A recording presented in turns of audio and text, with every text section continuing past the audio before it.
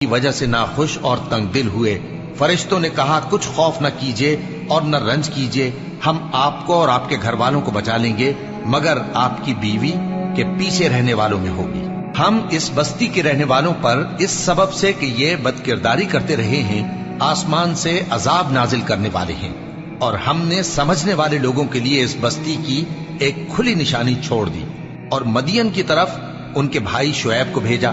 تو انہوں نے کہا اے قوم، اللہ کی عبادت کرو اور روز آخر کے آنے کی امید رکھو اور ملک میں فساد نہ مچاؤ، مگر انہوں نے ان کو جھوٹا سمجھا،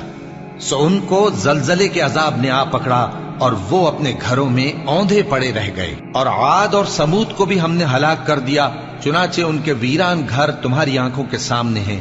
اور شیطان نے ان کے اعمال ان کو آراستہ کر دکھائے اور ان کو سیدھے رستے سے روک دیا، حالانکہ وہ دیکھنے والے لوگ تھے۔ اور قارون اور فرعون